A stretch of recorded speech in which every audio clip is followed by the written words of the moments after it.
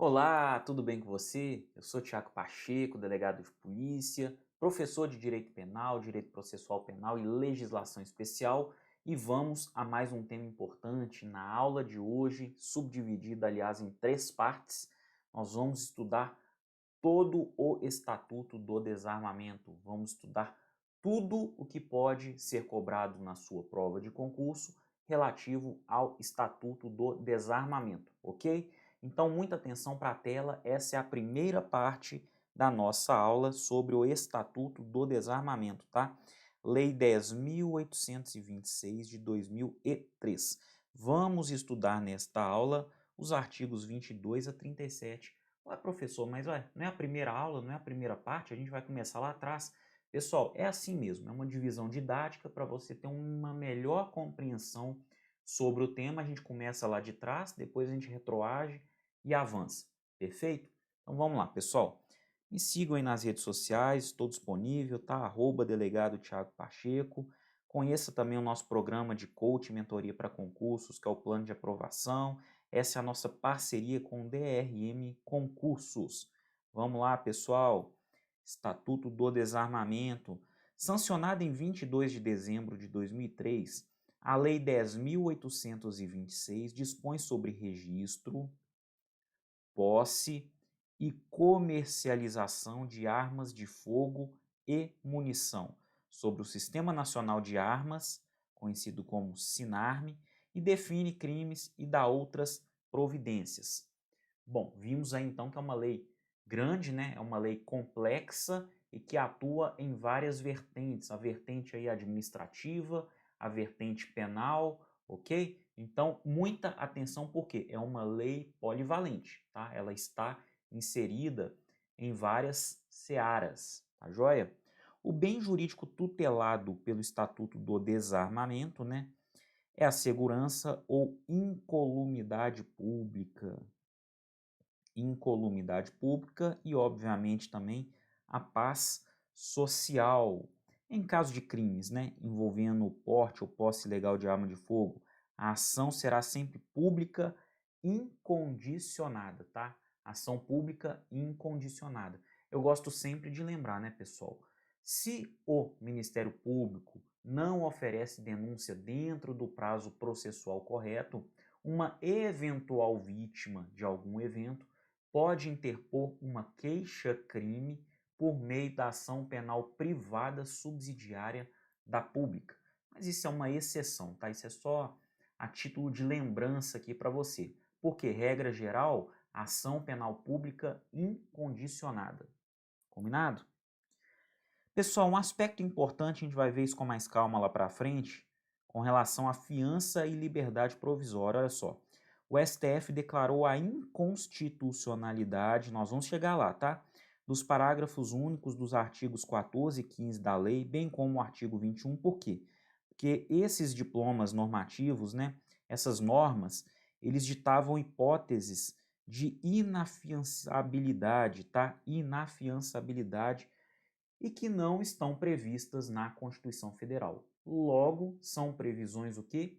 Inconstitucionais. O STF há muito tempo já declarou a inconstitucionalidade desses artigos, mas a gente vai ver com calma isso, com calma, né? Esses temas nas próximas aulas. Ainda temos a parte 2 e a parte 3, tá joia?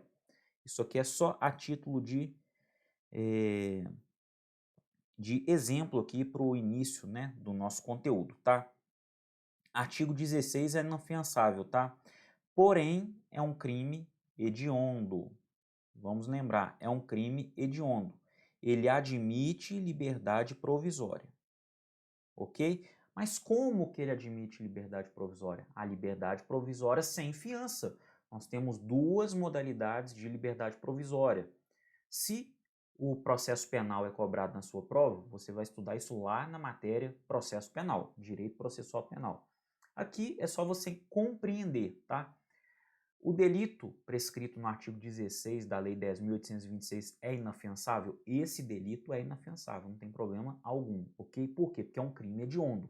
E crimes hediondos podem ser inafiançáveis, ou devem ser inafiançáveis, de acordo com a Constituição Federal. Logo, tudo ok. Aqui não é o caso dos artigos 14, 15 e 21 que eu acabei de mencionar, tá?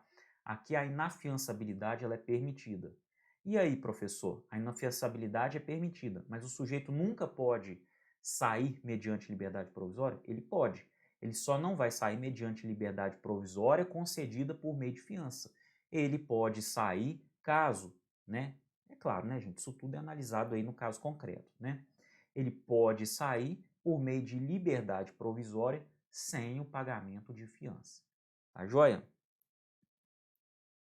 Então vamos lá. O Estatuto do Desarmamento, né, pessoal, foi sancionado em 2003, ele não teve vacatio legis, ou seja, ele entrou em vigor na data de sua publicação, conforme a gente faz a leitura aqui no artigo 37. Artigo 36 também é importante, ó.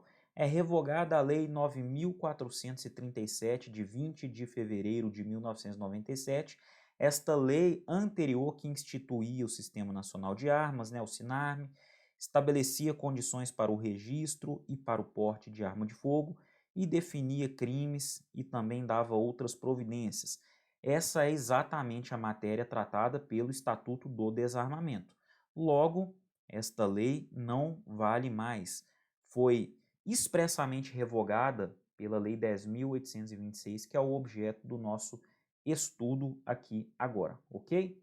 Essas foram informações aí iniciais e introdutórias para a gente entrar no estudo da lei propriamente dita. Tá aí, pessoal, Estatuto do Desarmamento, Lei 10.826, de 22 de dezembro de 2003. Uma lei que já está quase aí, né, nos seus 20 anos. Falta um pouquinho ainda, mas chegando perto. Então, uma lei que já sofreu várias modificações, várias inserções, né, posteriores, e a gente vai analisar tudo com calma nessas 3 aulas, tá joia? Então vamos lá.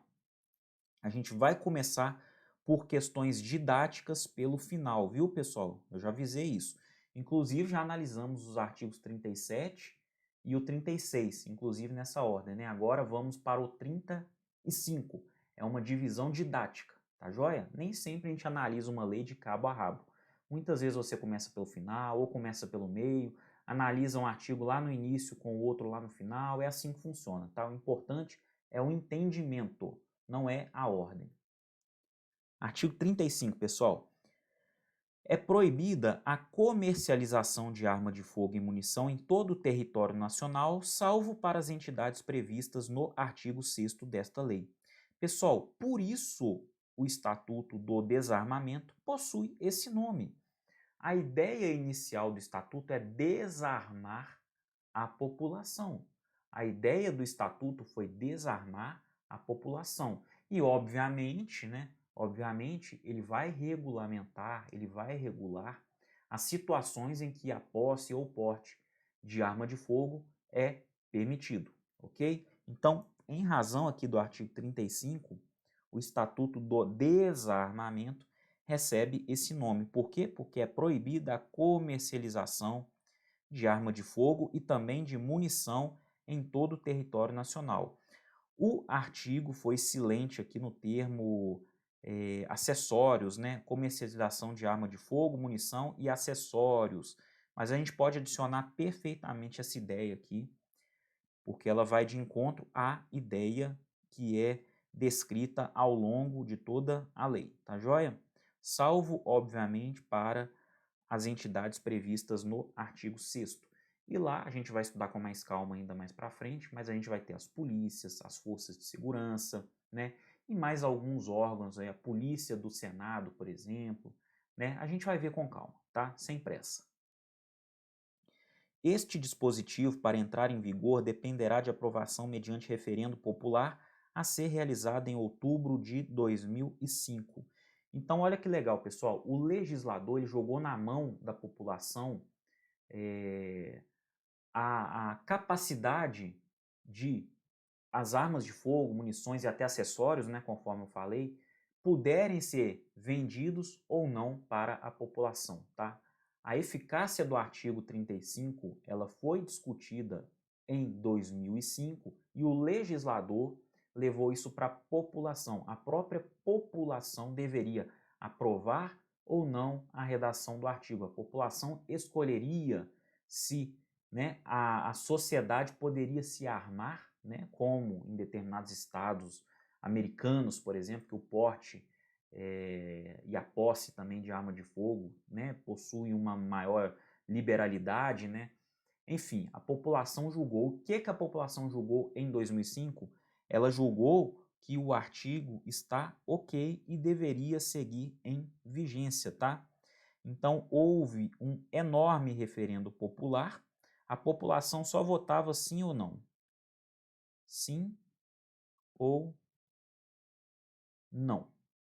Sim, o artigo teria eficácia. Não, o artigo não teria eficácia. E ganhou o sim. Perfeito, pessoal? Então foi a população. Não estou entrando em mérito aqui se eu sou a favor, se eu sou contra, até porque isso é uma aula para concurso público, tá? Então eu não vou entrar no mérito aqui da minha humilde opinião, tá joia? O importante é você entender, a população escolheu dessa forma, tá? O artigo 35 é válido, então no atual momento é proibida a comercialização de arma de fogo e munição em todo o território nacional. Em caso de aprovação do referendo popular, o disposto neste artigo entrará em vigor na data de publicação do seu resultado pelo Tribunal Superior Eleitoral e é a redação que prevalece até os dias atuais, né, pessoal?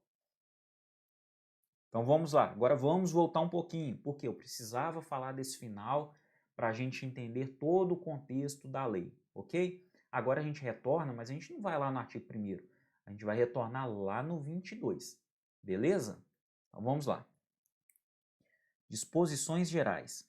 O Ministério da Justiça poderá celebrar convênio com os estados e o Distrito Federal para o cumprimento do disposto nesta lei, tá? O cumprimento que a gente vai ver ao longo dessas 3 aulas. A classificação legal, técnica e geral, bem como a definição das armas de fogo e demais produtos controlados de usos proibidos, restritos, permitidos ou obsoletos e de valor histórico serão disciplinadas em ato do chefe do Poder Executivo Federal. Então, quem define isso tudo é o Presidente da República, tá? Mediante proposta do Comando do Exército.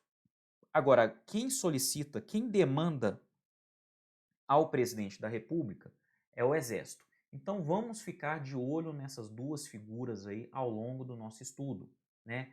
O chefe do Poder Executivo Federal, que é o presidente da República, e o comando do Exército. Perfeito?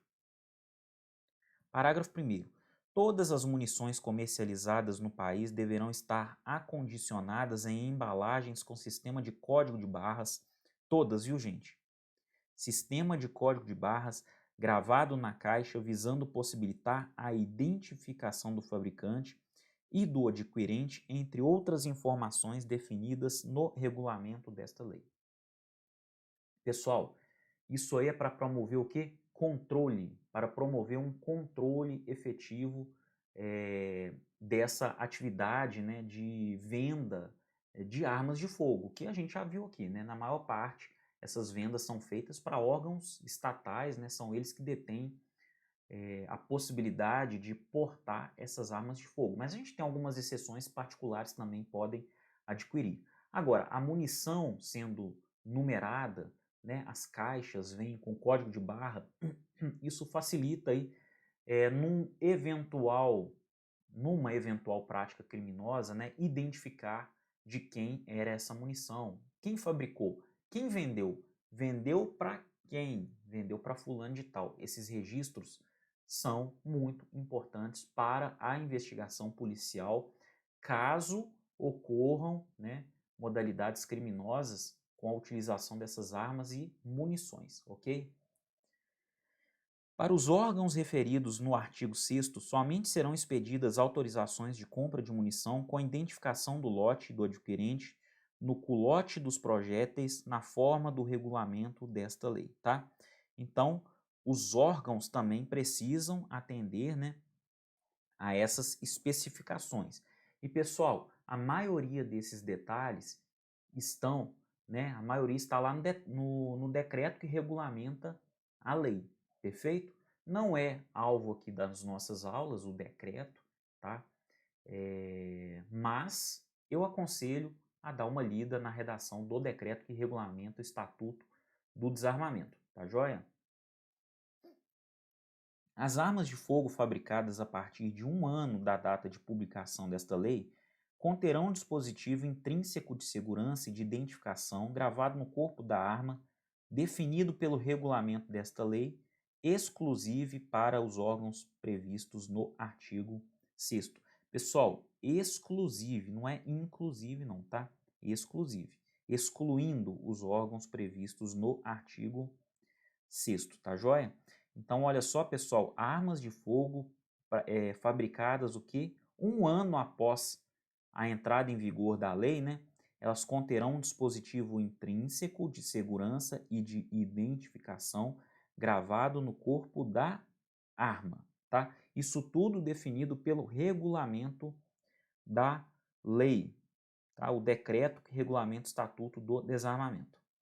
As instituições de ensino policial e as guardas municipais referidas nos incisos 3º e 4º do caput do artigo 6º desta lei e no seu parágrafo 7º poderão adquirir insumos e máquinas de recarga de munição para o fim exclusivo de suprimento de suas atividades mediante autorização concedida nos termos definidos em regulamento. Então, olha só, pessoal, as instituições de ensino policial, por exemplo, a CADEPOL da Polícia Civil, né? As guardas municipais também, tá? Referidas lá no artigo 6º desta lei, elas podem adquirir o quê? Insumos e máquinas de recarga de munição. Isso, pessoal, para que o Estado que eu digo, o Estado-nação, né, seja seja os estados propriamente ditos, os municípios, né, no caso das guardas municipais, ou até mesmo a União, no caso da Polícia Federal. Economia, gente. Economia, tá? Você reconstruir uma cápsula para que ela volte a ter utilidade é muito, infinitamente mais barato do que comprar uma munição nova, tá? Então, por isso, esses órgãos possuem autorização para fazer a recarga. Excetuadas as atribuições a que se refere o artigo 2º desta lei, compete ao Comando do Exército autorizar e fiscalizar a produção, exportação, importação, desembaraço alfandegário e o comércio de armas de fogo e demais produtos controlados, inclusive o registro e o porte de trânsito de arma de fogo, de colecionadores, atiradores e caçadores. Então, olha só, pessoal, compete a quem?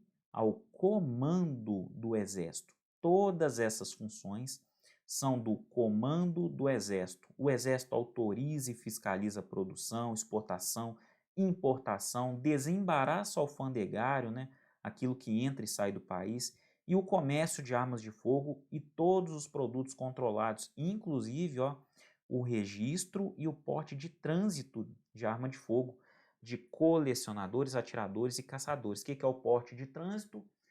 O sujeito é um atirador esportivo. Ele pode, né, usar a arma quando estiver, por exemplo, num torneio ou algo do tipo.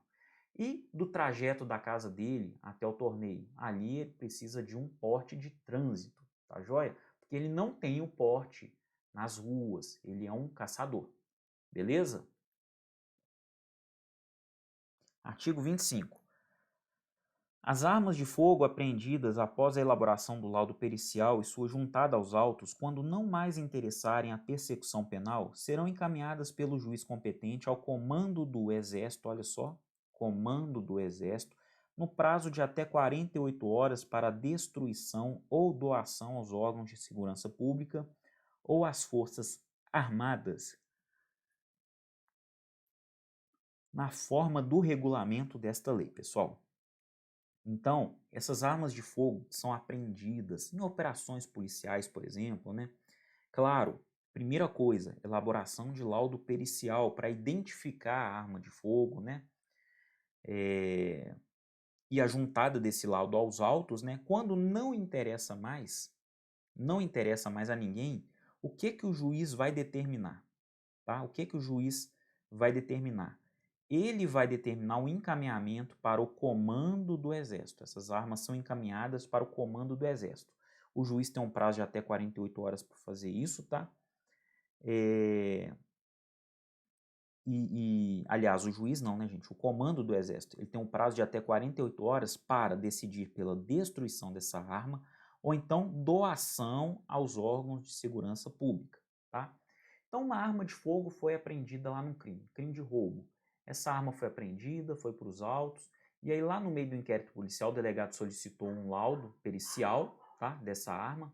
Esse laudo pericial foi confeccionado, juntado aos autos, e aí o inquérito foi encaminhado ao fórum, o rapaz, né, o investigado foi denunciado, e aí o juiz encaminha esta arma de fogo após o trânsito em julgado da sentença para o comando do Exército. O comando do Exército tem um prazo aí de 48 horas para determinar a destruição dessa arma ou então fazer a doação dela a um órgão de segurança pública, tá? A Polícia Civil, por exemplo, a Polícia Militar, a Polícia Federal, isso é comum, inclusive.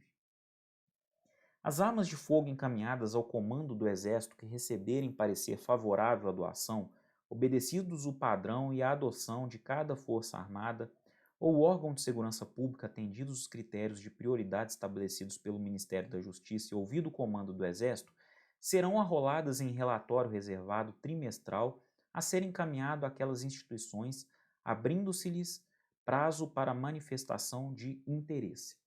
Pessoal, alguns artigos aqui são mais técnicos, são normas que, ao meu ver, nem deveriam estar no estatuto, mas sim no decreto. Mas elas estão aqui no estatuto, é uma lei bem exaustiva, né? Embora tenha um decreto também que regulamente ela extenso, mas é uma lei bastante exaustiva. Então, muitos artigos aqui, parágrafos, incisos, a gente vai passar direto. Esse aqui é um caso, mas fica sempre a dica aí da leitura, tá joia?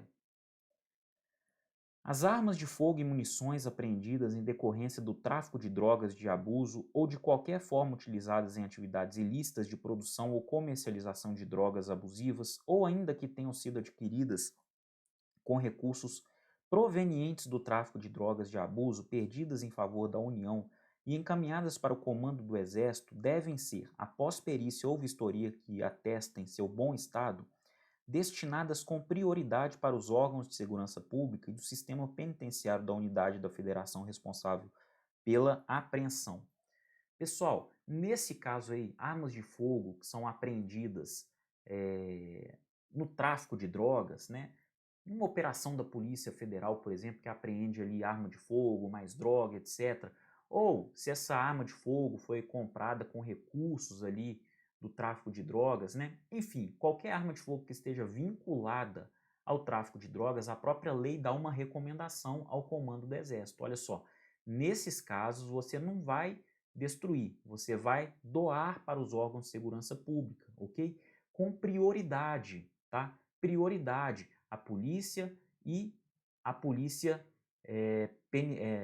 a polícia penal, tá? Agora é a polícia penal, não mais, né, o sistema prisional, agora é a polícia penal. Então você vai encaminhar essa arma com prioridade, tá? Na federação em que o caso foi discutido, né? Por exemplo, é um caso de Minas Gerais. Poxa, vai para a polícia de Minas Gerais, vai para a polícia penal de Minas Gerais. Tá joia? O comando do Exército encaminhará a relação das armas a serem doadas ao juiz competente, que determinará o seu perdimento em favor da instituição beneficiada. O transporte das armas de fogo doadas será de responsabilidade da instituição beneficiada, que procederá ao seu cadastramento no Sinarme ou no Sigma. A gente vai compreender essas siglas aqui um pouco mais para frente nas nossas próximas aulas, tá? O fato é que essas armas, elas precisam ser cadastradas, né? E a obrigação desse cadastro e até mesmo do transporte é daquele órgão que foi contemplado com essa arma de fogo, tá joia? O Poder Judiciário instituirá instrumentos para o encaminhamento ao Sinarme ou ao Sigma, conforme se trate de arma de uso permitido ou de uso restrito, semestralmente, na relação de armas acauteladas em juízo, mencionando suas características e o local onde se encontram, tá? Então, tem um relatório aí semestral, tá joia? São vedadas a fabricação, a venda, a comercialização e a importação de brinquedos, réplicas e simulacros de arma de fogo que com estas se possam confundir. Então a lei proíbe, gente. Antigamente não era assim. Eu, quando era criança, por exemplo, o que tinha de arma de espoleta, arma de pólvora, né? De chumbinho também, porque chumbinho não é arma de fogo, é arma de pressão, né? Que eram idênticas a uma arma, é um negócio de louco, tá? É um negócio. Eu já brinquei com várias armas de brinquedo que, na verdade, para os olhos, eram armas de verdade. E isso, pessoal, pode ser usado por bandidos na rua para assaltar. Então, a lei é clara, é proibida a fabricação desse tipo de arma, ainda mais de brinquedo, né? Para a gente pôr na mão de crianças e incentivar crianças a utilizarem armas de fogo. Tá joia? Então, é importante compreender essa norma também, tá? Excetuam-se da proibição as réplicas e os simulacros destinados à instrução, ao adestramento ou à coleção de usuário autorizado nas condições fixadas pelo comando do Exército. Então, o comando do Exército que vai definir essas condições, tá, gente? Então, no caso aí de aprendizagem, né, você vai aprender a atirar. Você não inicia com uma arma verdadeira necessariamente. Pode ser que inicie, mas não necessariamente. Pode ser uma arma, né, um simulacro daquela arma para você aprender a manusear ela, desmontar, montar, etc. Perfeitamente. Mas nesse caso aqui, o comando do Exército precisa dar as rédeas, tá joia? Caberá ao comando do Exército autorizar excepcionalmente a aquisição de armas de fogo de uso restrito, tá? Então, olha só, quem autoriza a aquisição de armas de fogo de uso restrito, e a gente vai ver essa classificação com calma ainda, é o Comando do Exército. O disposto neste artigo não se aplica às aquisições dos comandos militares, tá joia, pessoal? É vedado ao menor de 25 anos adquirir arma de fogo, ressalvados os integrantes das entidades constantes nos incisos 1, 2, 3, 5, 6, 7 e 10 do caput do artigo 6 desta lei, tá? Então, tem idade mínima? Tem. Mas e o policial militar com 23 anos de idade? Não. O policial militar com 23 anos de idade ele pode. Por quê? Porque ele está dentro das exceções. Beleza? As autorizações de porte de arma de fogo já concedidas expirar-se-ão, 90 dias após a publicação desta lei, tá? E a gente, né, as pessoas que tinham armas de fogo, né, autorizações de porte, etc., tiveram que fazer o procedimento novamente, tá? O detentor de autorização com prazo de validade superior a 90 dias poderá renová-la perante a Polícia Federal nas condições dos artigos 4º, 6º e 10 desta lei no prazo de 90 dias após a sua publicação, sem ônus para o requerente. Bom, agora a gente vai falar da anistia, também conhecida como atipicidade temporária, tá? Isso aqui é cobrado em prova, hein, pessoal? Atenção. Os possuidores e proprietários de arma de fogo de uso permitido, tá? Uso permitido, ainda não registrada, deverão solicitar seu registro até o dia 31 de dezembro de 2008, tá? Observação que eu faço aqui no meio da redação do artigo, tá? Esse prazo foi prorrogado por mais um ano. Então, foi até 31 de dezembro de 2009, tá? Mediante apresentação de documento de identificação pessoal e comprovante de residência fixa, acompanhados de nota fiscal de compra ou comprovação da origem lícita da posse pelos meios de prova admitidos em direito, ou declaração firmada na qual constem as características da arma e a sua condição de proprietário, ficando este dispensado do pagamento de taxas e do cumprimento das demais exigências constantes nos incisos 1 a 3 do caput do artigo 4º desta lei. Então, pessoal, os possuidores e proprietários de arma de fogo de uso permitido, tá? Uso permitido, para a gente iniciar aqui o nosso entendimento, são aquelas armas mais básicas, vamos assim dizer, né? Houve agora uma nova classificação que foi imposta, né, pelos novos decretos aí que estão vigorando de 2020 para cá, mais de 2020 para cá, inclusive, muito recente. O rol de armas de uso permitido, ele aumentou bastante, tá? Ele se elevou bastante. Mas vamos lá. Uso permitido é aquela arma com calibre menos potente. Pessoal, não é exatamente isso não, eu só estou querendo que você entenda o que é uma arma de uso permitido, que a gente tem arma de uso permitido, uso proibido e uso restrito, ok? Uso permitido, uso proibido e uso restrito. A gente tem uma escala aí de potência da arma, vamos assim dizer. Uma escala de possibilidade de ter ou não ter, né, de poder usar ou não poder usar essas armas de fogo, tá? Então, o uso permitido é aquela arma mais básica. Vamos compreender uma arma de calibre 38, por exemplo, que é o padrão para nós aqui, tá joia? Então, quem não registrou poderia solicitar esse registro até 31 de dezembro de 2009, tá? Por quê? Porque a gente teve aí uma prorrogação por mais um ano, beleza? Isso sem ônus. Para fins do cumprimento do disposto no caput deste artigo, o proprietário de arma de fogo poderá obter no Departamento de Polícia Federal certificado de registro provisório, tá? Expedido na forma do parágrafo 4º do artigo 5º desta lei. Lembrando aqui, viu, pessoal, uma observação apenas posse, tá? Uso permitido ou numeração suprimida. Beleza? Então você vai o quê? Regularizar a sua arma.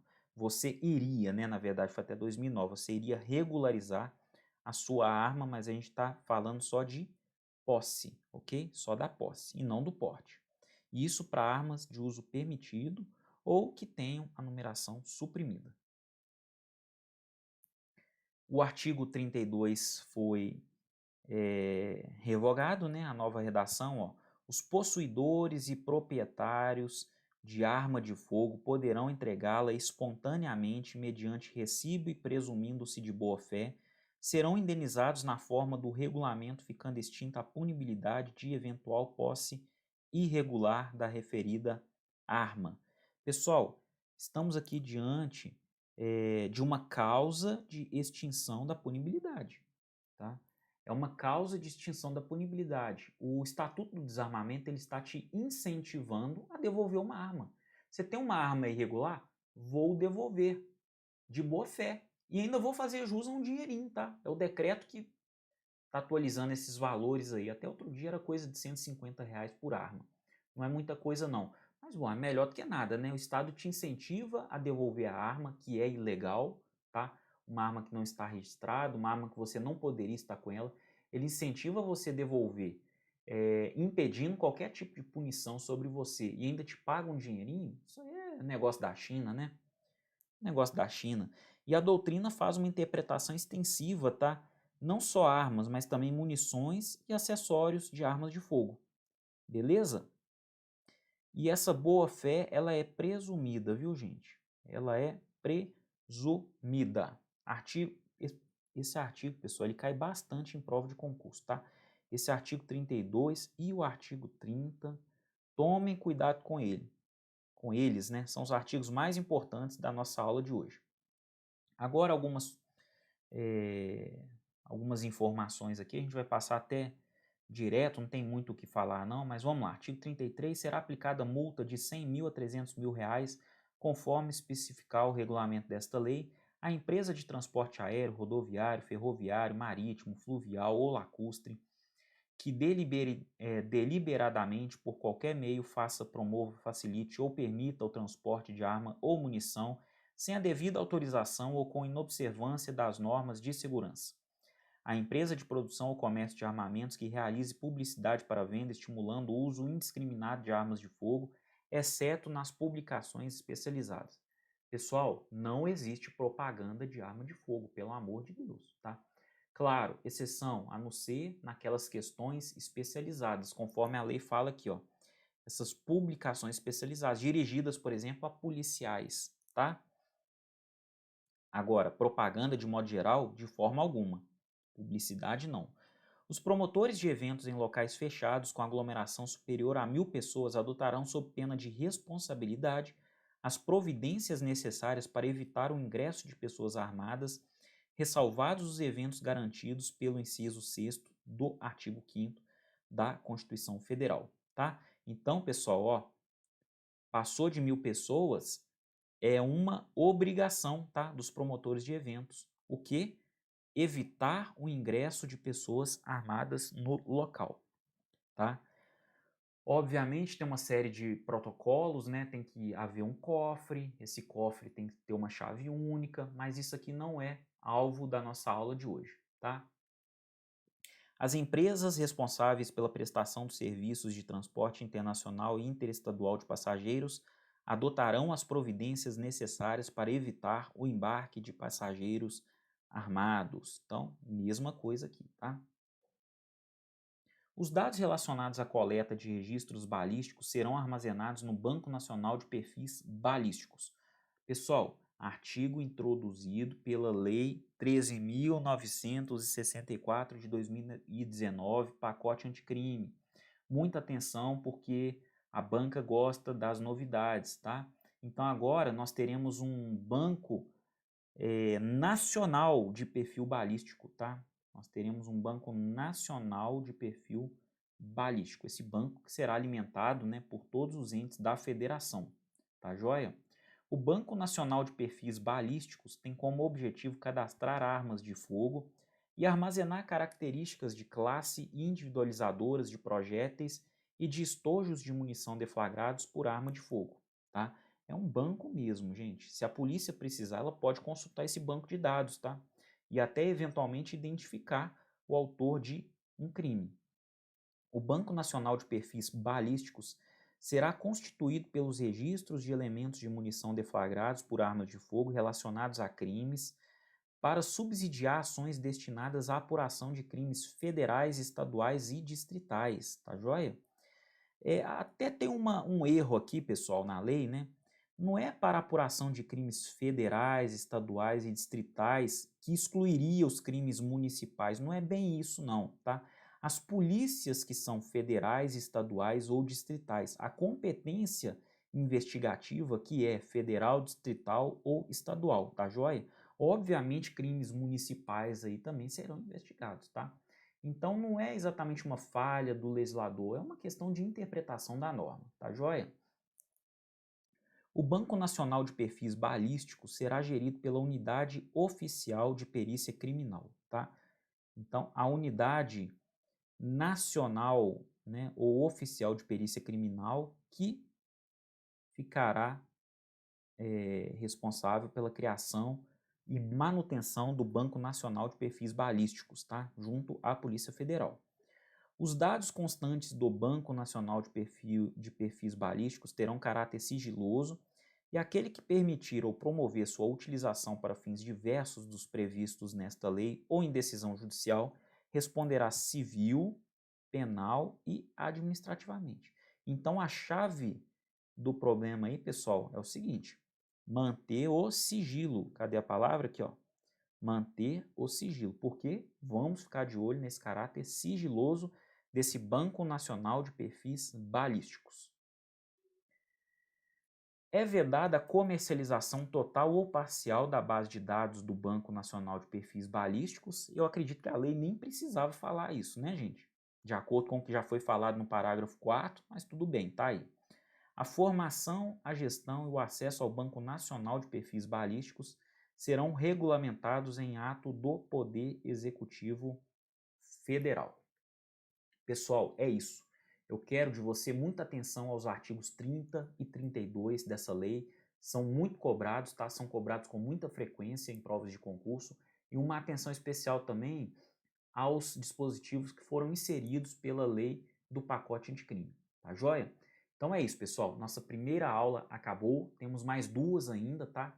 Então, agora a gente vai estudar os artigos mais importantes. Aqui foi uma introdução para você conhecer, para você entender a dinâmica da lei, tá? Apesar que estudamos alguns dispositivos extremamente importantes aí, o 30 e o 32, eu repito, e também os dispositivos novos, né, do pacote anticrimes, mas o importante mesmo a gente vai ver nessa sequência agora, nas duas próximas aulas, tá joia? Então te vejo lá. Um grande abraço e até a próxima aula. Até mais.